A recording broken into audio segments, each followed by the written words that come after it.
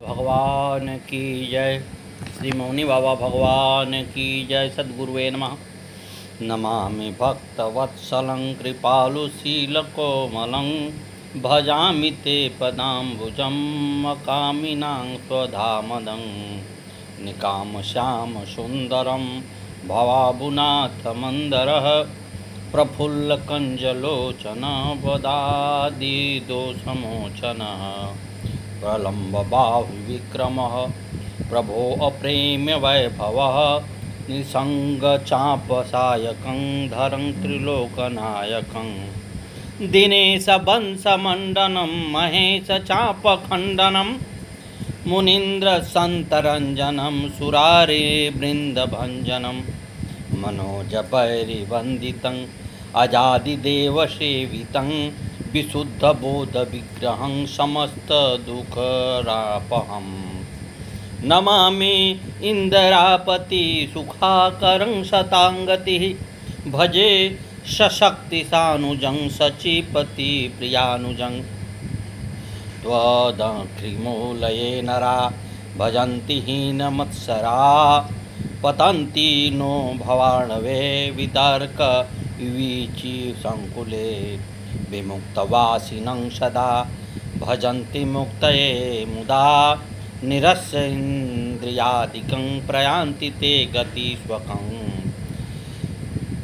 मेकमद्वतं प्रभुः निरीहमीश्वरं विभुः जगद्गुरुं च शाश्वतं तुरीयमेव केवलं भजामि भाववल्लभं कुयोगिनां सुदुर्लभं स्वभक्तकल्पपादपं समं शुभेष्वमव्यहम् अनूपरूपभूपति न तो अहमूजिताङ्पतिः प्रसीद मे नमामि ते पदाम्ब भक्ति देहि मे पठन्ति ये अस्तवं इदं नरादरेण ते पदं व्रजन्ति नात्र संशयः त्वदीयं भक्ति संवितं। सद्गुरुदेव भगवान की जय।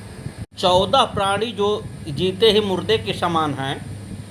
कौल काम बस कृपन विमूढ़ा अति दरिद्र अजसी अति बूढ़ा सदा रोग बस संतत क्रोधी विष्णु विमुख श्रुति संत विरोधी अनपोषक निंदक अघखानी जीवत सब सम 14 प्राणी वाम मार्गी कामी कंजूस मूर्ख अति दरिद्र बदनाम बहुत बूढ़ा नित्य का रोगी निरंतर क्रोध रहने वाला विष्णु से विमुख वेद और संतों का विरोधी अपने शरीर का ही पोषण करने वाला पराई निंदा करने वाला और पापों की खान पापी। रावण कहने लगा तू मेरी बराबरी एक तपस्वी से कर रहा है।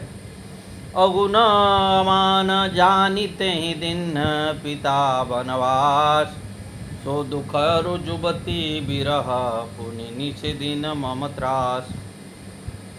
उसे गुणहीन और मानहीन समझकर ही तो पिता से ने वनवास दे दिया। उसे एक तो वह दुख उस पर युवती स्त्री का विरह और फिर रात दिन मेरा डर बना रहता है।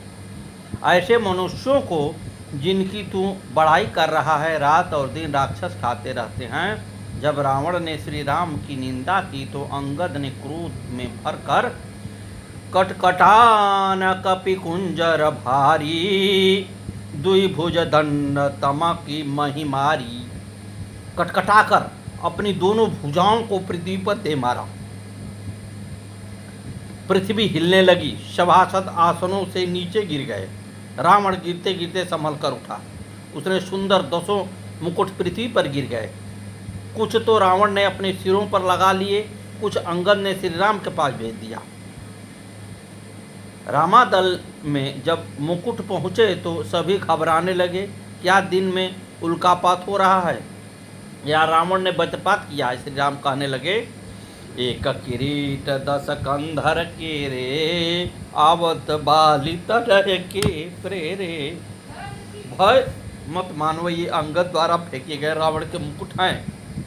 रावण ने राक्षसों से कहा पृथ्वी को बंदरों से विहीन कर दो।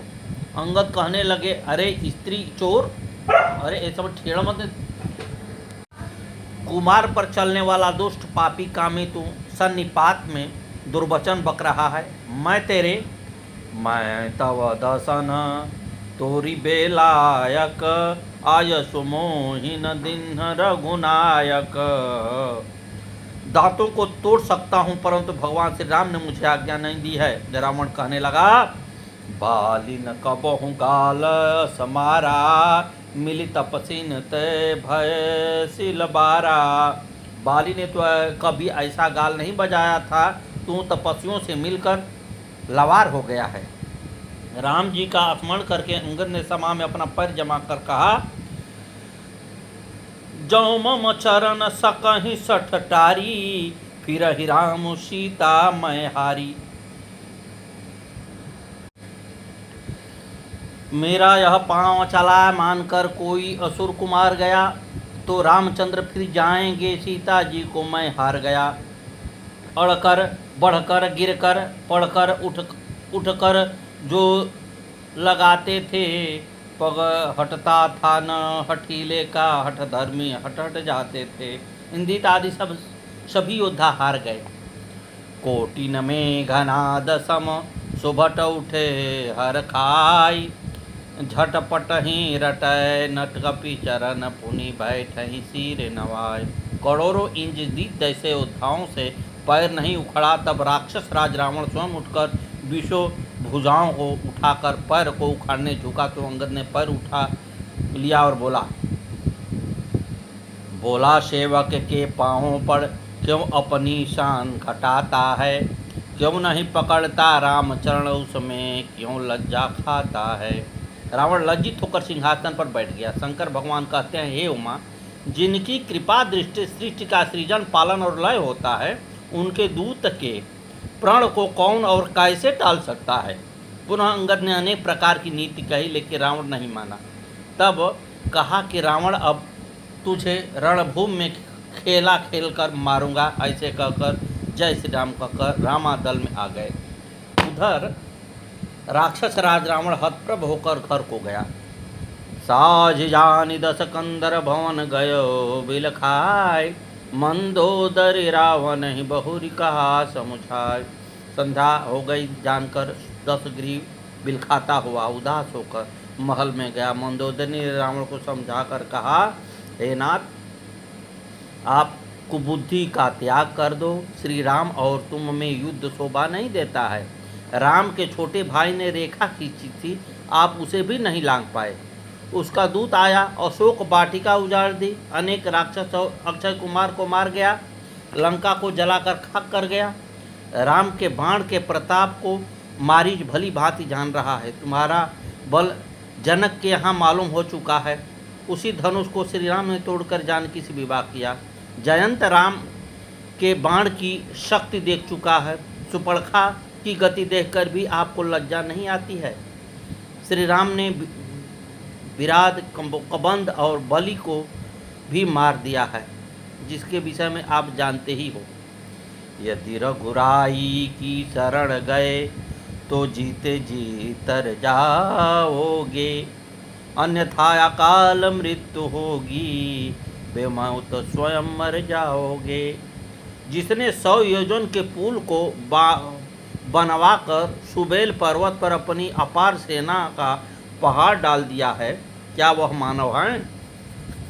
तुम्हारे हित को जिसने अपना दूत भेजा, उसकी भी एक बात आपने नहीं सुनी। आपकी सभा में उसके पैर को एक भी योद्धा नहीं डिगा सका, फिर भी आपका अभिमान 7वें आसमान पर है। हे पतिदेव, अंगद और हनुमान श्री राम के दूतों का तुम कुछ भी नहीं बिगाड़ सके, उनको तुम नर कहते हो। अब तक 2 पुत्र मारे जा चुके हैं, अब सोच लो। जिस तन पर है अभिमान तुम्हें, वह एक दिवस छूट जाएगा। बसंत बसंत काल का है, फूला उपवन लुट जाएगा। रावण मंदोदरी के बाण समान असहनीय वचनों को सुनकर के सवेरा होते ही दरबार में चला गया। सद्गुरुदेव भगवान की जय। इहा राम अंगद ही बुलावा, चरण पंकज शिरनावा।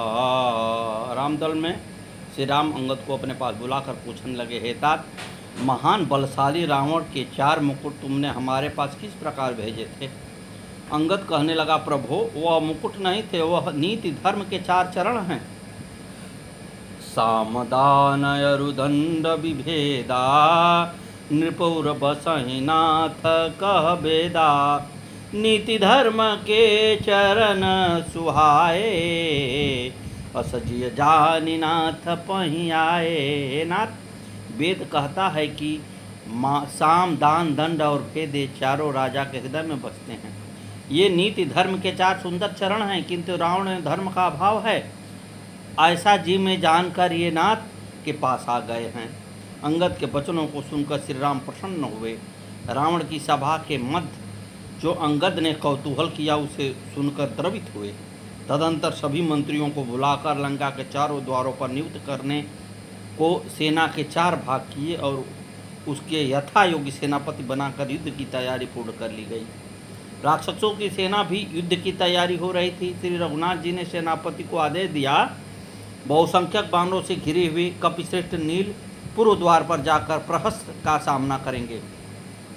विशाल वाहिनी से युक्त बाली कुमार अंगद दक्षिण द्वार पर स्थित हो महापार्श और महोदर के कार्य में बाधा देंगे। पवन कुमार हनुमान अप्रमेय आत्मबल से संपन्न हैं, वे बहुत से बानरों के साथ लंका के पश्चिम फाटक में प्रवेश करेंगे। श्री राम जी के आदेश मिलते ही बानर भालुओं के समूह लंका के चारों द्वार की ओर दौड़ने लगे। वे पर्वतों की शिखाएं तथा बड़े बड़े शिखर उठाकर और नाना प्रकार के वृक्ष उठाकर युद्ध के लिए चले और रावण की वह पृथक पृथक सेना देखकर रघुनाथ जी का प्रिय कार्य करने के लिए लंका पर चढ़ गए। लंका में से भी असंख्य राक्षस अनेक तरह के हाथियों से लैस होकर युद्ध में मारकाट मचाने लगे। झन झन ध्वनियों से एक और खड्गादिक शस्त्र उछलते थे, दूसरी ओर खट खट स्वर से गिरिखंड मुष्टिके चलते थे। आशा से अधिक लड़े बानर उन रजनीचर बलवंतों से, शस्त्रों की धारें हार गई, शस्त्रों की धारें हार गई मुष्ट को नखों के दांतों से।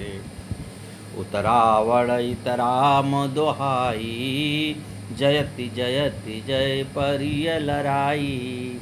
निशिचर शिखर समूह ढवा वहीं, कुदि धरहि कपि फेरी चला वहीं। उधर रावण की और इधर से राम की दुहाई बोली जा रही है, जय जय जय की ध्वनि हो रही है। लड़ाई छिड़ गई है भाई। राक्षस पहाड़ों के ढेर शिखरों में फेंकते हैं, बानर कूदकर उन्हें पकड़ लेते हैं और वापस उन्हीं को चला देते हैं। बानर बिनोर रावण की सेना के छक्के छुड़ा दिए, राक्षस भागने लगे।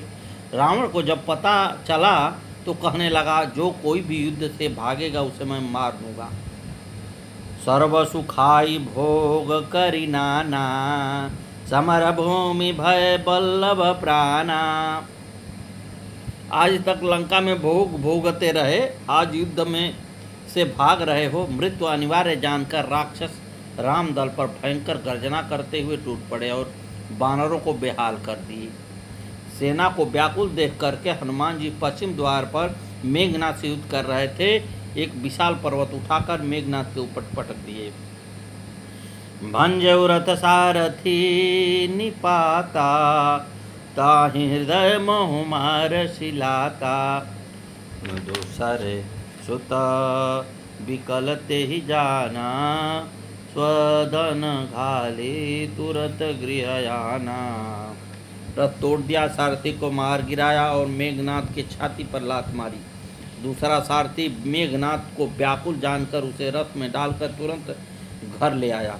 मेघनाथ को मूर्छित कर हनुमान जी किले पर चढ़ गए। पीछे अंगद भी वहां पहुंचकर श्री राम जी की दुहाई करने लगे और कलश के सहित महल को ढहा दिया। स्त्रियां रोने लगी, रावण को कोसने लगी, अनेक उत्पात करके राक्षसों के दल में कूद पड़े। किसी को लातों किसी को घूंसों से मारने लगे, एक दूसरे से रगड़ रगड़ कर मार देते हैं, सिर तोड़कर रावण के आगे फेंक देते हैं। वहाँ ऐसा लग रहा था मानो दही के फूटे कुंडे फूट रहे हों। सद्गुरुदेव भगवान की जय। बड़े बड़े योद्धाओं को मारकर श्री राम जी के पास फेंक देते हैं। विभीषण उनका नाम बताते हैं, श्री राम उनको अपना धाम दे देते हैं। राक्षसों के दल को कुचलकर मसलकर भुजबल रिपुदल दलमली देखी दिवस कर अंत दोनों श्री राम के पास आ गए। निशाचरों का बल रात में बढ़ जाता है। हनुमान और अंगद को गया जान करके राक्षस अंधेरे का लाभ उठाकर बानर दल में मार काट करने लगे। बानर हाहाकार करने लगे। श्री राम ने अग्नि बाण छोड़कर प्रकाश कर दिया। अंगद और हनुमान तथा बानर सेना प्रकाश पाकर हर्ष में भरकर निशाचरों को मारने काटने लगे। भयानक घमासान युद्ध के बाद राक्षस घायल अवस्था में लंका में भाग गए। सद्गुरुदेव भगवान की जय। जहाँ दशानन सचिव हकारे, सब सन कहे शिशु भट्ट जे मारे। आधा कटकु कपिन संहारा, कहो बेगी का करिय विचारा। वहाँ रावण ने मंत्रियों को बुलाकर और जो योद्धा मारे गए थे उन सबको सबसे बताया। उसने कहा, बानरों ने आदि सेना का संहार कर दिया है, अब शीघ्र बताओ क्या विचार करना उचित है। रावण का नाना और श्रेष्ठ मंत्री जो अत्यंत बूढ़ा था कहने लगा, हे तात, जब से आप सीता को हर कर लाए हैं तभी से अनिष्ट हो रहा है। हे तात, जिसने हिरण्याक्ष और हिरण्यकश्यप मद और कटप को मारा था वही कृपा के समुद्र भगवान श्री राम रूप में अवतरित हुए हैं। माल्यावान कहने लगे, हे तात, श्री राम दुष्टों को वन समूह को जलाने के लिए अग्नि हैं, गुणों के धाम ज्ञान धन जिनकी सेवा ब्रह्मा जी और शिव जी करते हैं, तुम उनसे बैर त्याग दो और सीता जी उनके अर्पण कर भजन करो। रावण को उनकी बात बाण के समान लगी। कहने लगा, अरे दुष्ट, तू काला मुँह करके यहाँ से भाग जा। कहने लगा, तुम बूढ़ा है, बूढ़ भयसी न तुम्हारे से तो ही, अब जनि नयन देखावसी मोही है, वरना तुझे अभी मार देता, अब मुझे मुँह मत दिखाना। कह कुशलाधीश दो भ्राता, धन्वी सकल लोक विख्याता। कह नल नील दुबिद सुग्रीवा, अंगद हनुमंत बल शिवा। मेघनाथ ने पुकार कर कहा, समस्त लोकों में प्रसिद्ध धनुर्धर कौशलाधीश दोनों भाई कहाँ हैं? नल नील द्विज सुग्रीव और बल की सीमा अंगद और हनुमान कहाँ हैं? कहाँ विभीषण भ्राता द्रोही, आज सब हटि मारूं वही। भाई से द्रोह करने वाला विभीषण कहाँ है? आज मैं सबको और उस दुष्ट को तो अवश्य ही मारूंगा। ऐसे कहकर भयंकर बाण वर्षा करने लगा। ऐसा एक भी बानर नहीं बचा जो घायल न हुआ हो। सभी योद्धाओं को 10-10 बाण मारकर घायल कर दिया। अपने दल की ऐसी दशा देखकर हनुमान जी ने एक विशाल पर्वत मेघनाथ के ऊपर डाल दिया। मायावी मेघनाथ तो रथ छोड़कर आकाश में चला गया। उसके रथ सारथी और घोड़े सभी समाप्त हो गए। आकाश में जाकर अंगारे बरसाने लगा। कभी बिष्टा पीप रुधिर बाल पत्थर हड्डियां बरसाता, फिर धूल बरसाकर भयंकर अंधेरा कर देता। सभी बानर व्याकुल हो गए। एक बाण काटी सब माया, जिम दिन कर हर तिमिर निकाया। श्री राम ने एक ही बाण से सारी माया ऐसे समाप्त कर दी जैसे सूर्य के उदय होने पर अंधकार मिट जाता है। श्री राम ने कृपा दृष्टि से सभी घायल बानरों को देखा। सभी पीड़ा से मुक्त हो गए, युद्ध में पुनः तत्पर हो गए। आय सुमांगी राम पही अंगदादि कपिशात, लक्ष्मण चले क्रुद्ध होई बान सरासर हाथ। राम जी से आज्ञा मांगकर अंगद आदि बानरों के साथ हाथों में धनुष बाण लिए हुए लक्ष्मण जी क्रुद्ध होकर चले। बानर वीर पर्वत और वृक्ष लेकर मैदान में जा डटे। किसी को लातों से, किसी को दांतों से काट कर घायल कर रहे हैं। राक्षसों के भी बहुत से सैकड़ों सहस्त्र शूरवीर अपने अपने बल के गर्व में उन्मत्त हो वानर सेना में घुसकर उसे दलित करने लगे। वे भुसुंडी, भिंदीपाल, बाण, खड्ग, परशु तथा और भी नाना प्रकार के अस्त्र शस्त्रों से वानर युद्धपतियों पर प्रहार करने लगे। इधर वानर वीर भी वृक्षों, पर्वत शिखरों, नखों, दाढ़ों और मुट्ठियों से समस्त राक्षस युद्धकों को निष्प्राण करने लगे। भयानक युद्ध में गड्ढों में रुधिर भर गया, उसके ऊपर धूल जम गई है। लक्ष्मण, मेघनाथ दो जोधा भीतरहि पर सपर करि अति क्रोधा, वीरहि परस्पर करि अति क्रोधा। दोनों वीरों में भयंकर युद्ध हो रहा है, एक दूसरे को जीतने में समर्थ नहीं हो रहे हैं। मेघनाथ छल कर युद्ध कर रहा है, खून की नदियां बह रही हैं। लोथियन सो लोहू के प्रवाह चले, जहाँ जहाँ मानहो गिरी न गिरु झरना झरत है। सोणित सरित बोरे कुंजर करारे भारे, उलते समूल बाज बिटप परत है। सुबट शरीर नीर चारी भारी भारी, जहाँ सुरन उछाह क्रूर कादर उड़त है। फिकरी फिकरी अरु फारी फारी, पेट खात काक कंक बालक कोलाहल करत है। जब लक्ष्मण जी ने अपने प्रहारों से इंद्रजीत को निस्तेज कर दिया, तब मेघनाथ ने समझा यह तो मेरा प्राण ही हर लेगा। वीरघातिनी छाड़ सिसांगी, तेज पुंज लक्ष्मण उर लागी। तब दुष्ट ने शक्ति चलाकर लक्ष्मण जी को बेहोश कर दिया। तब उसके पास जाकर अनेक योद्धा उठाने लगे, परंतु शेषावतार न उठे, न उठना था। संध्या का समय हो रहा था, मेघनाथ की इच्छा अधूरी रह गई। सोचा ऐसे ही उठा इन्हें ले जाऊं सम्मुख रावण के, अपने पहले रण का यह फल पहुंचाऊं सम्मुख रावण के। एड़ी से लेकर चोटी तक सारा अपना बल तोल उठा, सहसानन जब उठ सके नहीं तो मुहोतरा पगडोल उठा। सद्गुरुदेव भगवान की जय।